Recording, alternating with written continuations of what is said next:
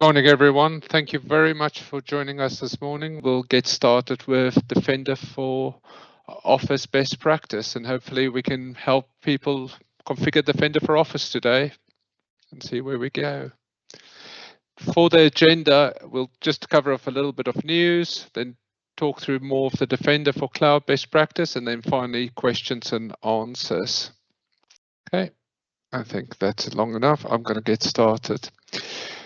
In the news section today, for Softworks customers who has their Azure consumption with Softworks, you can speak to your account manager to get access to Turbo 360.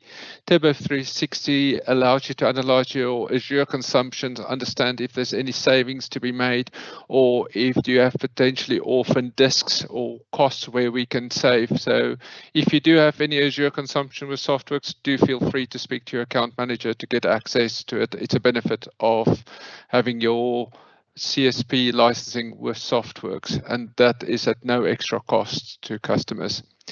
Microsoft has also announced there's not going to be any price changes for CSP coming up shortly. That's never indefinite, as we know, but at the moment there's no price changes since the 1st of April changes we've seen. Defender for Office has now got email bomb protection in, which is quite interesting. That has been in the last couple of weeks or months that has been deployed, and Microsoft are observing between 20 and 30K of email bombs attacks per day. If you're not familiar with email bombs, it's effectively a denial of service attack where you get sent thousands and thousands of emails, and it's effectively what happens is they sign you up to newsletters, spam letters, etc. So it's not really, it's not even, it's not like it's phishing email, but it's just a significant number of newsletters that gets mailed and effectively becomes a denial of service attacks against your area, against your environment. Copilot admin pay-as-you-go option, as we all know, is available in the control center, but what is coming out is that you'll be able to set budget limits on consumption and cost limits, which will help organizations as they deploy agents across the board. Where can I limit the costs? Where can I stop spending potentially prohibitive amount of questions being asked in certain sections? And then finally, this is more for the techies in the room and people who's using Microsoft Sentinel to look at responses. The disruption and response events will now, table is now coming live from July onwards. That's being published currently, and it will provide more information regarding automatic attack disruption being conducted by Defender for endpoint and Defender. So these are just a new table that's being created inside Microsoft Sentinel to help the security analyst to understand what automatic attack disruption has taken place when there's an incident. But this is another example of Microsoft continuing to improve and enhance Microsoft Sentinel and help the analyst to deep dive and understand information. There's also been an announcement this morning about Microsoft Sentinel going into data lakes, but again, we can talk about, we'll probably cover that off at another session. But what we are seeing is at the moment is Microsoft moving at a million miles in improving security and enhancing the solutions they have around security. Now, as we move forward, I will be covering off Defender for Office, and if you have any questions, feel free to ask them. I'll do my best to answer them, but if we get into really deep technical, I might have to take the question offline and get one of my consultants to come back to you. Now, Defender for Office 365, which we've seen being published or made available often, is quite interesting. People who have Microsoft email believe that they get email protection, and yes, you do. You get Exchange Online protection, but that is very much your basic protection that you have for your Office applications, SharePoint, OneDrive, Teams. None of that has got any of the safe links are being extended to SharePoint, or looking for viruses is being extended to SharePoint and OneDrive. So for most organizations we work with, we recommend at least having Defender for Office 365 Plan 1 added, or even better, get yourself Defender for Office 365 Plan 2. If you've got business premium, you already got Defender for Office 365 Plan 1. And if you got M365 E5, for example, or the E5 security add-on, you'll get Defender for Office 365 Plan 2. Now, where does the emphasis sit? The first part is around the basic protection. Then with Defender for Office Plan 1, it's more around the detect and investigation. And then as we move forward is to the automatic response and advanced features that you get for Defender for Office 365 in Plan 2. In summary, with Defender for Plan 1, you get your anti-phishing, Exchange Online, real-time reports, safe attachments, safe links, and impersonation. But what you don't get is automatic investigation response, Teams message protection, your Threat Explorer, being able to track threat actions, also compromise user detection. So these are enhanced security that you only get as part of Defender for Office Plan 2. But as I say, for most organizations, the minimum you require to make Office 365 secure is Defender for Office 365 Plan 1. Without that, I strongly recommend you do not have enough security configured inside your Exchange Online protection or your email solutions. Hence, when we see tests by third-party products or third-party comparisons, when Office is not doing well, it's normally because a lot of the features around Defender for Office 365 Plan 1 or Plan 2 is not activated, and they compare it just against the basic Exchange Online protection. Now, I'm still on the licenses, but I think this is quite important. What is the feature differences between all of the products? And as you can see on the left-hand side, Exchange Online Protection's got the basic anti-malware, anti-spam, some spoof, intelligence and quarantine, but don't do safe attachment, safe link, real-time detection, Threat Explorer, advanced hunting, or mailbox intelligence, and impersonation protection. So without any of these, you are missing a significant part of your email security. So as a minimum, again, as I keep saying, get yourself Defender for Office Plan 1, and it's not expensive at all. I think it's like £1 or £1.50 per user per month. Don't hold me to the number, but it's not expensive in the big scheme of things. And if you got Business Premium or M365 E5, you get it included as part of your setup. But this is a big part, as I keep re-emphasizing, why email is not very secure, or we see organizations struggling with Microsoft Exchange Online protection.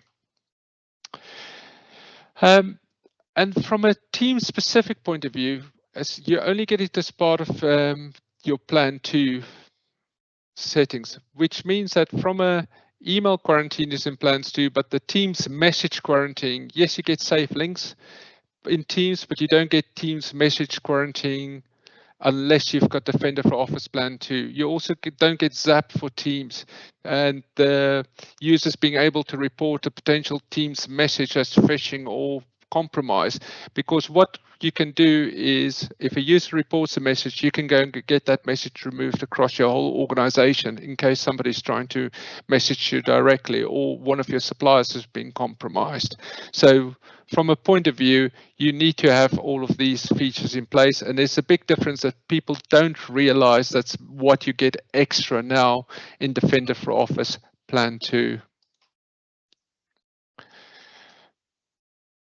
That's licensing, and I'll be happy to cover off a lot of what we've just discussed as we move forward. And please feel free to keep asking questions. As I say, I see some questions already coming through. I will look to answer all of those at the end. Now, what I also see organizations struggle with is where they have a user that belongs to multiple policies that covers off multiple facets of the settings, and that's where then they say, well, it didn't work or it's gone wrong. So if you have a user, and I'll call it user X, that is part of 3 safe links policies, for example, or there's 3 safe link policy, and user X uses a policy that they get and they triggers safe links, they will access that policy too, for example. So even if you've got me included in policy 3, it won't be processed. So the first policy that I belong to in any of these areas in anti-malware, anti-phishing, safe attachments, anti-spam is what will be processed, and no further policies will be processed. So if you've created a global catch-all for everyone, and then go and try and create a more granular policy for user A as well, you've got a potential that your policies won't be processed correctly or will trip over each other. So do think about how you configure your policies. And I think from what to take away from here is, when you look at policies, the first policy that get hit wins. And I think this is a bit that people always struggle, because I think they have different set of priority policies and they might not include a user in one and a user in another one, but they can trip over each other often. And this is one of the main reasons we see that we hear that the system didn't work or it didn't protect. Why didn't it protect? Because maybe you've turned on anti-spoofing or safe links or a different behavior that you've set for the user. So again, be aware that policy selection, the first time you hit a policy, it wins. No further policies will be processed in that category. And that's a bit to be aware of. Safe links, anti-malware, anti-phishing, safe attachment, anti-spam. Each one of these is its own category. And once I hit a category, it stops processing policies further down that category because the user's already been processed in one particular policy. That means you need to do a little bit of planning around what settings you're going to have for the majority of your users, and do you need special policies maybe for your execs, and we'll cover some of that in more detail as we move along. Now, as I mentioned, the first policy it wins. So what are the processing order via policies? Well, Microsoft is very clear. Any user that belongs to the strict preset policy will be processed first. If that user belongs to strict and then belongs to standard, standard will win always. Then afterwards, your custom policies gets into place, so you can create your own custom policies, set their priority, and they will be prioritized in order. But again, if I hit in any of those categories we've discussed, like anti-spam, and I hit custom policy 0, then policy 1 will not be processed. Finally, it's your evaluation preset. And then finally, the default built-in policies that you don't really change, that is built in, which is effectively Exchange Online Protection policies, but they have the lowest priority and normally the weakest settings. Again, be aware of this, get your head around how these policies are processed, because this is very important. Because if I belong to a strict preset and you make me a member of a custom policy, I'm never ever going to be processed by the custom policy, because strict preset always wins. So be aware of it, understand it, think about it, map out how your users are configured. Now, also what is important is to understand what is the email protection order. Initially, the protection order runs through first malware, then high confidence phishing, confidence spam, spoofing, user impersonations where you've got it, domain impersonation, mailbox intelligence, spam, and bulk. And you can look at that and how it's configured. And you'll notice that these policies in categories gets triggered and monitored. So if I've got if email or that contains malware, it will stop processing, it will be moved to quarantine, and no further processing will take place on that email because it's been dealt with. Again, be aware of this email protection policy protection order, so you get an understanding of how they run and how they interact with each other. We've also got where users allows or blocks individuals depending on who they are and what you have. And again, what I've seen is users get a little bit confused. Well, I've blocked a user or I've allowed a user. Microsoft decides what wins. Even if I made a user a safe sender, for example, but the email that's being sent from that safe sender has got malware, then the filter wins automatically. The email will get quarantined. It will not be delivered to the user. Same with high confidence phishing. However, if a phishing email is detected, but it's not high confidence, and the user is set, allow the user to send the email, that phishing email will be delivered to the user's inbox. So that is one area to be aware of from that potentially that we've seen where users safe, where you basically create a safe sender list via the users, where there can potentially be a reason why a phishing email gets delivered when it wasn't classified as a high confidence phish, but a low confidence phishing experience. Same with high confidence spam. As you can see, if a user has white labeled that user, even though it's a high confidence spam, it will still be delivered to the user's inbox. Same with spam, bulk email, not spam. And you can see there, be aware of it. This list is available from Microsoft, but I think this is again a slight misunderstanding that users have. Why was a potential phishing email delivered? Because the user has potentially marked that user as a safe sender in the past or as a safe sender. And it's just something to be aware of, because we have had questions before how a looks like a phishing email got through the system. Now, with your preset policies, what are the benefits versus your standard versus strict, which basically Microsoft controls, versus creating your own custom policies? Well, standard and strict is off by default. If you haven't turned it on, haven't selected the users, it's not going to work. It's not going to be active. So be aware that by default, when you set up your tenant or when you configure your 365, these policies are off by default and should be turned on. The positives around these policies, they automatically get updated by Microsoft with new features and new settings, and these are turned on. It means that from your point of view, you need to review it less often, and you have to update these policies less often. However, you do fall into these preset policies that's not configurable. If for any reason the standard or strict do not work for you, or you want to create more granular control or create specific behavior for users, you will be creating your own custom policies, which will allow you to create those granular behavior, which also means that you've got to think about which settings you want to turn on to these granular policies. And we've got to think about when you start a new policy, the defaults, if you click next, next, next, and just change the one setting, it's not very secure. So you've got to think about what policies do I want to fit outside the standard or strict?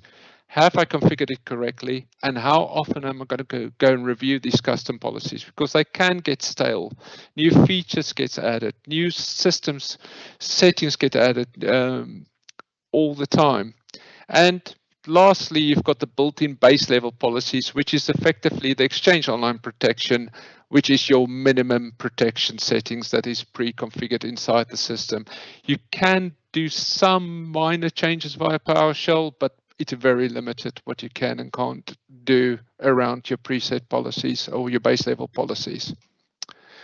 When you do select a policy, what I've seen is include these users, groups, and domain. What you'll notice if you set it up is basically include these users. It's an and Adrian and part of management and part of Softworks. So be careful when you accidentally just put a username and then keep putting a domain in there. You can, depending on what you're catching, you've got to think about this, that it's an and that you're configuring. And again, exclude these users and these groups and these domains. So think about how you configure the policy selection, preview it, test it, make sure that it's working for you as an organization. I realize this is a bit small, but I wanted to highlight some of the settings, and you'll get the slides so I can zoom in afterwards. But presets policies is a settings that has been pre-configured for you between the standard and the strict settings. And I think from a anti-malware, there's no difference. But if you start looking at anti-spam, bulk compliant level, standard is less restrictive, strict is more restrictive. Spam detection will move it just to the user's junk folder, but for example, spam will move to quarantine if they fall in under the strict policy. And same with any of the other areas. There's a number of differences regarding what the settings are between strict and standard.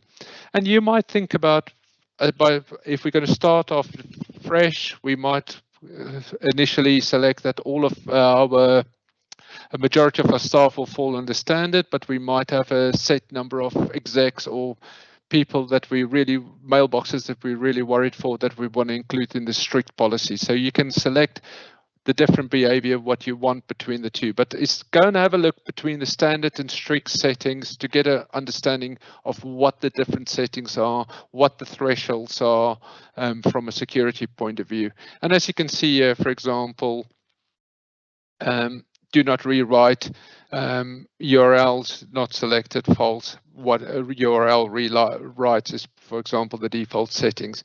But again, I see this tends to be used with the strict, tends to be used with some of the management or high value mailboxes, but it can interfere with those strict managers' performance or how much of the emails get quarantined. So again, please review it, think about it, but test it, and you can test it to see the behavior of these policies. Now, when you create your quarantine policies, you got to think about what's going to happen. And as I going to keep reiterating through the whole event, because it's the one that gets caught all the time, preset always wins. So if I'm a member of the preset and I'm a member of the custom, that for example, quarantine or phishing or antivirus, anti-spam, my preset will always win. So think about when you create me a custom policy, take me out of those preset policies and think about what you're going to have. Now, when you configure your quarantine policies, you can select what the user can do. What can they do with those messages? Can they delete them? Can they preview them, block the sender, allow the sender, or do you want to limit it? Do you only want admins to go and administer the quarantine, or do you want to allow recipients to release messages from quarantine? My view is allow the users to release messages from quarantine, because a number of those messages will not come through depending on what the policy settings are, and it's normally spam messages that gets into quarantine, but we'll touch on that a bit further. The other area that we don't always see is the quarantine notification settings. Think about the message that you want to send to your users. You can set that, for example, which is the mailbox you want to coming from, where do you want it to reply to if somebody wants to reply, what's the language you want to use, and then send the end user spam notifications. How often do you want to send them that message? Do you want to send them once a day? Or actually, they might not have been a spam message, they might be waiting for it. So let them notify as quickly as possible that they got messages that's quarantined. Personally, I like to know when I have a message quarantine, because if you send it to me once a day, I might have been waiting for an email and it never came through, and then realize it's been sitting in my quarantine for the last 12 hours. So personally, I prefer within 4 hours, but again, you can set your own policies. You can decide how often do you want to quarantine and notify your users from a point of view. And based on these quarantine policies, the default, you've got a number of built-in policies. You've got default full access policy, or default admin only access policy, or default full access with notification policy. So we can see if a anti-malware is detected in the standard and strict policy, it's only the admins that got access to release that email and have access to that quarantine, because it will trigger the admin only access policy by default. If you've got anti-spam, so in your spam policies, for example, standard default full access policy, which means that you can have you get full access to it. But if I'm under the strict, you can still get default full access, but it also activates a notification. High confidence spam, standard strict default full access with notification policy is the one that's triggered by default. And same with phishing, same with high gets notified depending on what your quarantine policy is. And if it's a high confidence phish, understand it and strict, only the admins can get access to it and allowed. And if you remember what I said earlier, depending on the policy, if I've whitelisted the mailbox, if it's just a fish and I've made it a safe sender, it will still deliver that message into my mailbox. So understand the delivery methods that is being done on an ongoing basis. But these are the policies to think about. Again, be aware of these. And if you want, you can build your own quarantine policy and your own behavior around those for your custom policies.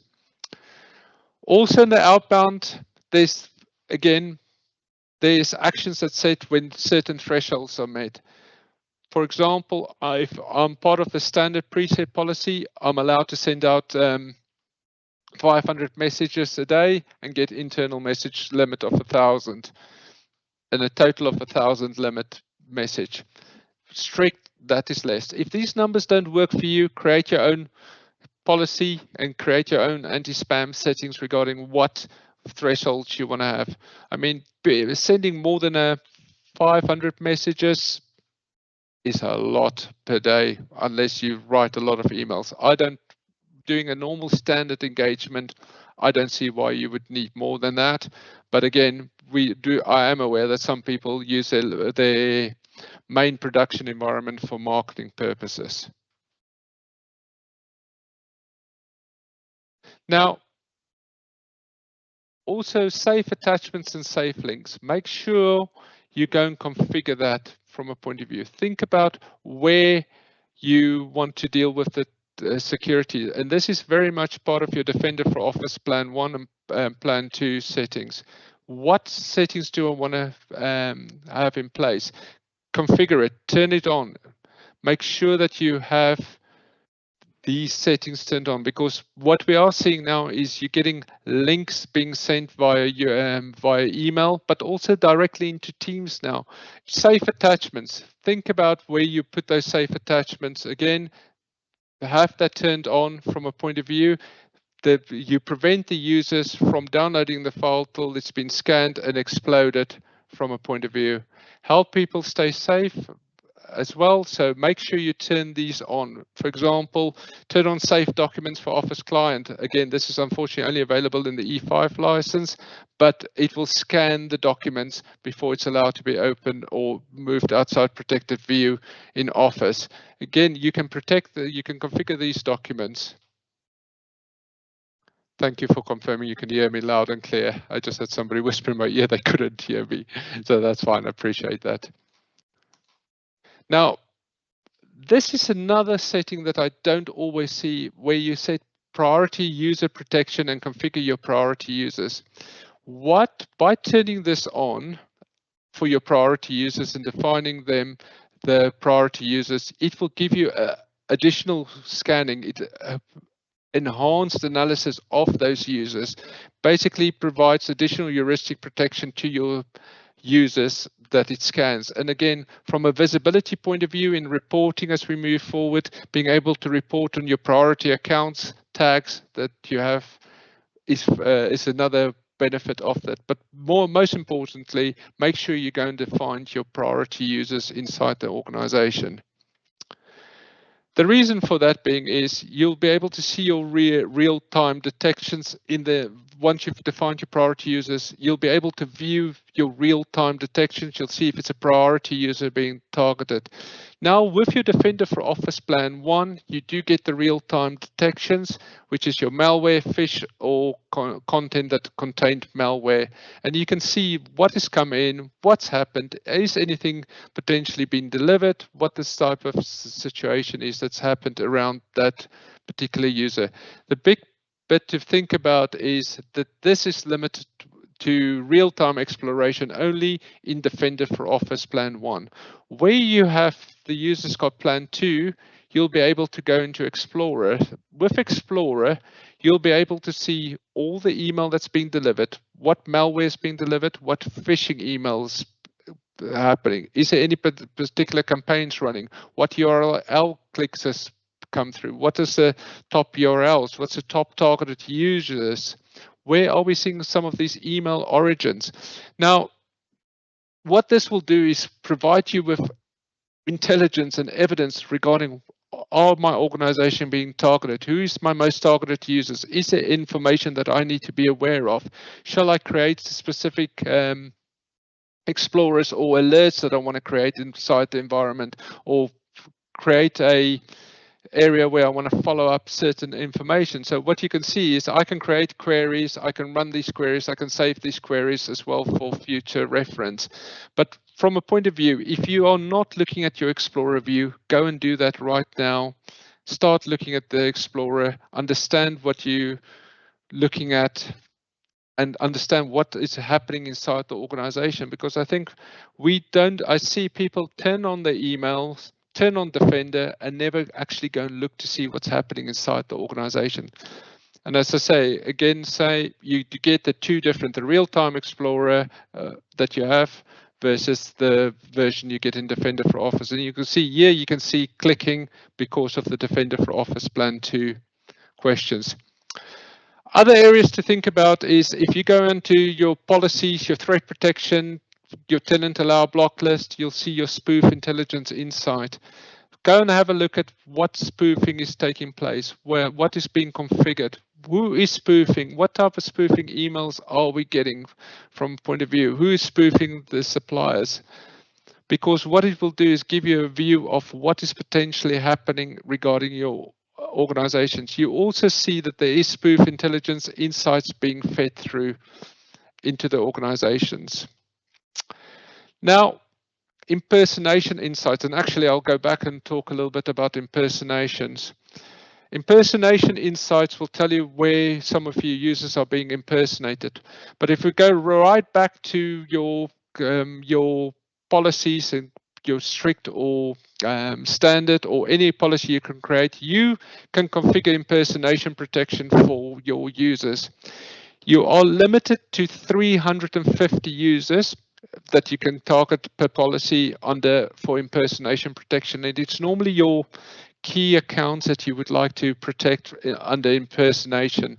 If you're a business premium user, you can probably protect all of your users. If you're a larger enterprise, you can protect up to 350 users with a policy.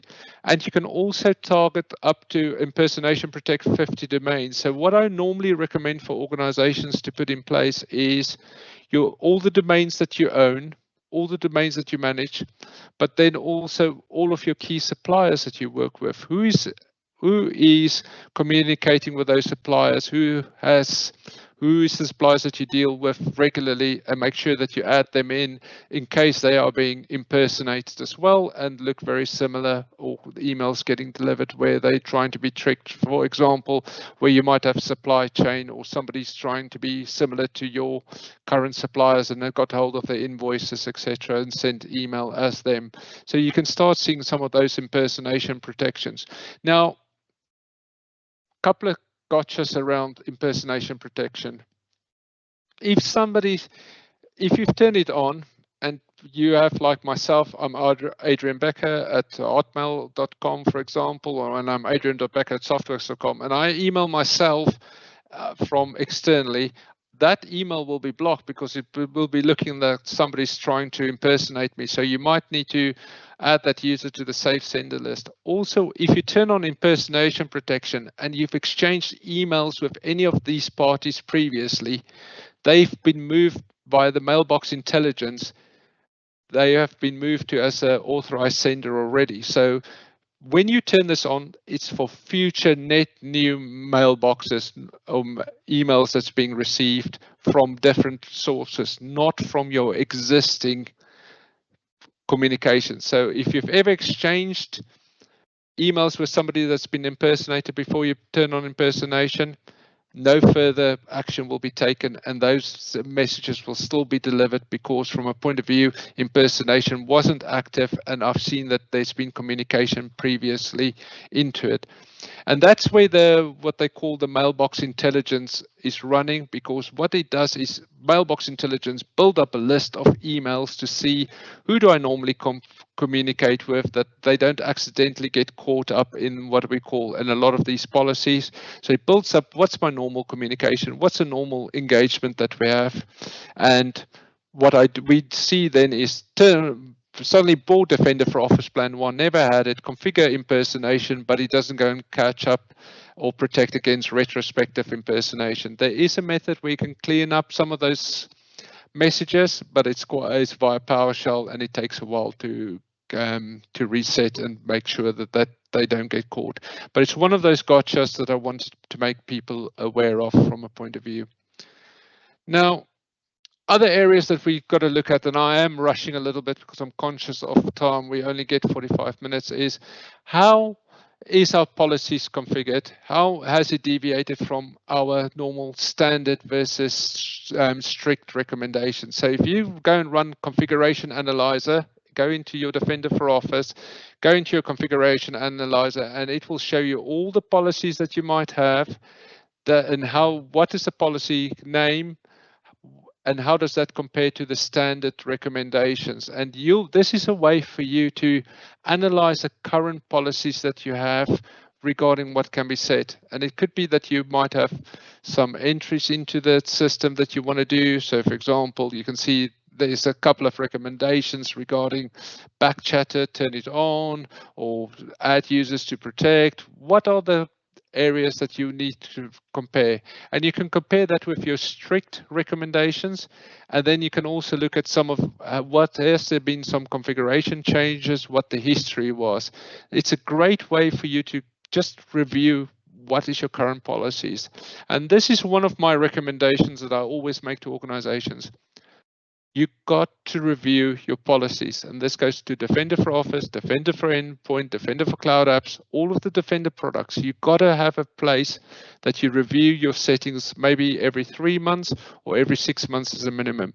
You got to have those reviews done, because Microsoft are releasing a lot of new features across all the Defender products, and they change.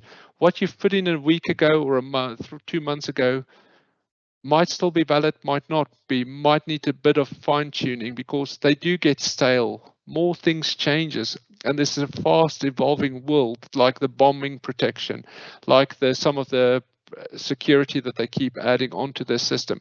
So do make an effort to go and review your configuration at least every 6 months is a minimum.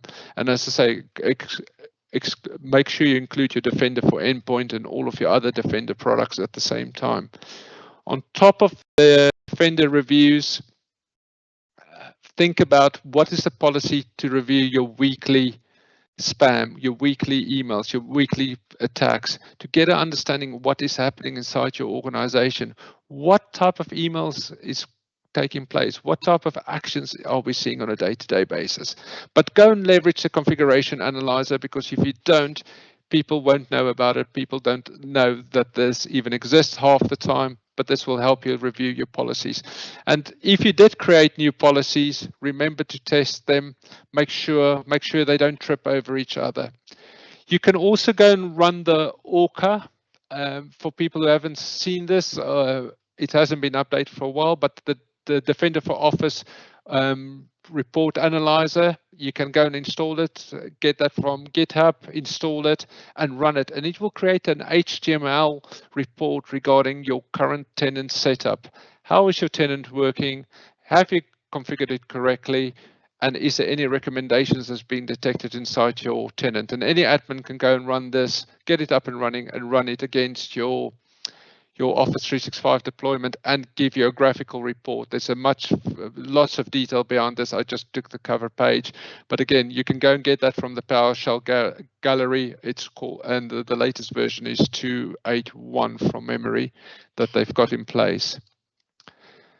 And I think I've got to give some time for takeaways, because I'll be honest, I've literally skimmed across the best practice. There's loads of deep dive areas to look at, like, for example, message intelligence.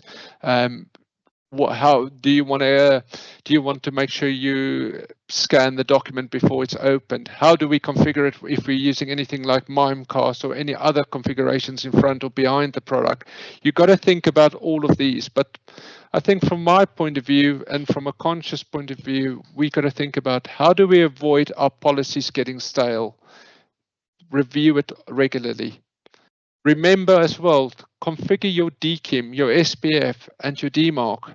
There's DMARC protection in the systems. We can honor DMARC from other organizations. We all got to configure our own DMARC to avoid people impersonating or spoofing or sending us our organizations and replying potentially.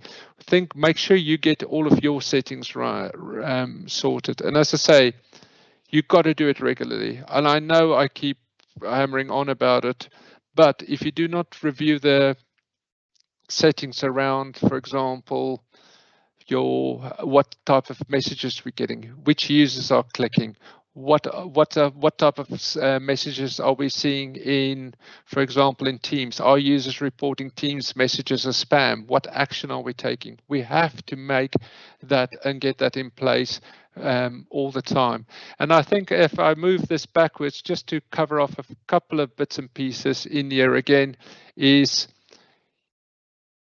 there's a lot of these settings as you move forward regarding these deep dive technical settings that we've got in here, like the URL protection.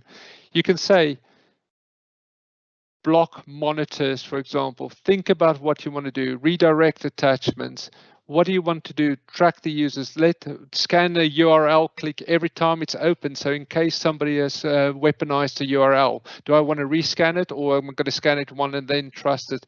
Think about what those behavior is. Understand these settings. Understand what all of these settings are. But if you are feeling a little bit overwhelmed, start off at least with standard or strict preset policies. Make sure all your users are included. Make sure they are protected, and review those settings on an ongoing basis.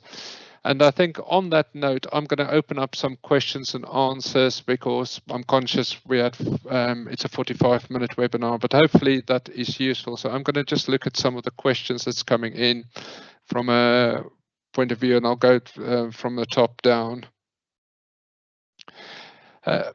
Do we need Defender Plan 1 for each mailbox? Yes, you need Defender licenses for every mailbox or every user mailbox that you'll be using to protect. So if you've got 50 users or you've got 50 licenses, you need 50 Defender for Office Plan 1s.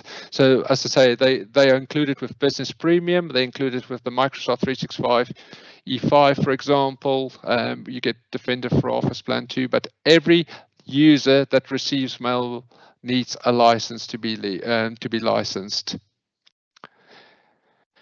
Can we run attack simulations on targeted users? No, you should not be running the attack simulation on those users if they don't have a licensed Defender for Office Plan 2 license. They have to be licensed. And Microsoft licensing say every user needs appropriate license to benefit from a feature, or will benefit from a feature needs to be licensed.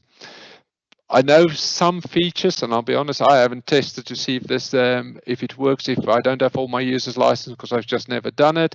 But we have seen organizations where they don't license all their users, but they then benefit. If Microsoft if you are lucky enough to get audited, you will be asked to correct your licenses and pay for the licenses you incorrectly licensed. We are seeing now that they are downgrading certain features, or you have to create specific exclusion groups for it to work. But again, everybody who benefits from a feature should be licensed. When do you recommend a third-party tool for Exchange, Checkpoint, etc. over Plan 2? Well, let me keep it simple. Every organization should have Defender for Office Plan 1 or Plan 2 to protect Teams, SharePoint, OneDrive, because you've got all of these different areas. Where you'll have additional tools is where you have defense in depth. For example, we work with a large number of trusted suppliers, and we want something to sit behind the Microsoft Defender for Office, because we've evaluated Defender for Office, we've created our custom policies, and we're finding that we're still getting what I would call behaviors that is not working, or we have more than 350 users and we want them all to be easily protected from impersonation protection layered across the board. That's when we sort of see that layers. For most organizations, we're seeing that we work with Defender for Office. It's more than enough once they've configured it and configured the correct policies. However, where you are a high risk and you want to create that second level check, or you have specific requirements that's not covered. But even if you do go with things like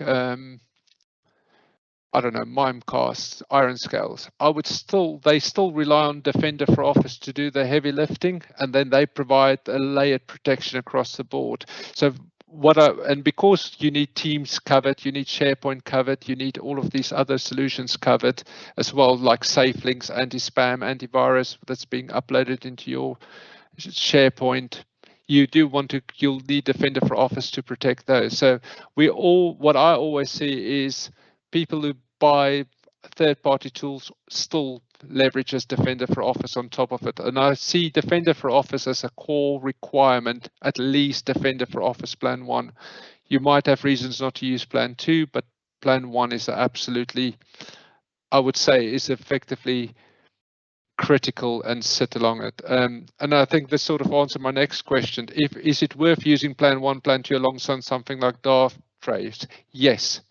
Darktrace and Plan 1 will complement each other from a point of view. Yes, you might not do a double URL rewrite, but Microsoft covers a lot of the other areas, as I talked about, for example, the SharePoint, the bombing protection.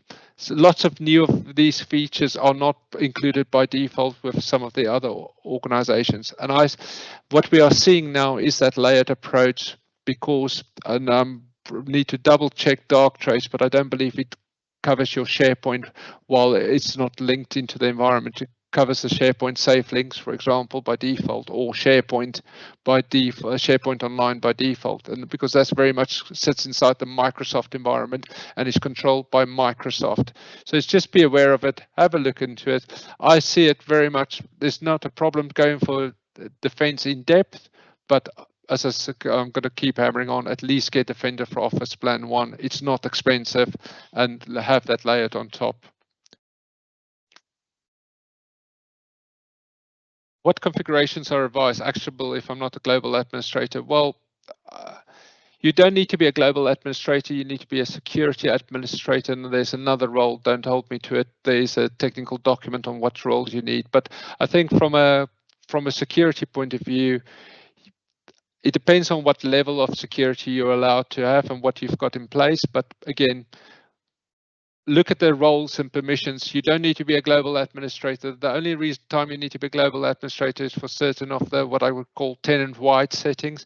But for the majority of these, you can get yourself the correct email security administrator role. There's a couple of roles, and I can ask one of the techies what they are. That gives you enough permissions to make them admin changes or the configuration changes that you need just for your settings. Does Defender for Office cover shared mailboxes? This is always an interesting one. Yes, it does, but if you go and read Microsoft's licensing, if you want Defender for Office to cover your shared mailbox, you should buy it. You should technically buy it a license. I'm going to leave it at that, but technically you need a license. I'm not aware of many customers who's done it, but technically, yes, you do need a license for to cover your shared mailboxes. From a point of view, you should have that in place. I'm conscious we're slightly over. Any other final questions? Feel free to reach out to me in person. More than happy. As I say, this was a whistle stop tour. I'll try and write maybe a more detailed blog around how do we go about the best practice, because I've literally just skimmed some of these best practice. But I think a couple of key things is understand how policies are processed, understand that the user is only processed once by the first policy that they encounter. So you could create multiple policies, have them as part of multiple, and you can have contradictory settings, and you'll wonder why it works in one and not in the other one. Just be aware of that. Think about these settings, put the evaluation settings on, create your proof of concept, and if you haven't done, go and see how much of you can leverage the standard or strict configuration. And if you're only using Exchange Online Protection without Defender for Office Plan 1, you have the minimum security, and it won't be very effective. It will give you that minimum protection, but none of the advanced settings and advanced security in place. feel free to connect to me on LinkedIn. Feel free to mail me or have any questions. As I say, we happily take many of this offline, but please go and review your settings, go and have a look at your policies, make sure your users are covered. And we are taking a break for webinars in August with everybody being on holiday, but we're looking to restart. We'll be back in September with the next version of our webinars. And if you can please complete some of the surveys regarding what is useful, what you would like us to cover, that will be appreciated. But any other questions, as I say, reach out to me. Thank you very much for your time. Hopefully it was useful, you learned something, and look forward to speaking to you again soon. Thank you.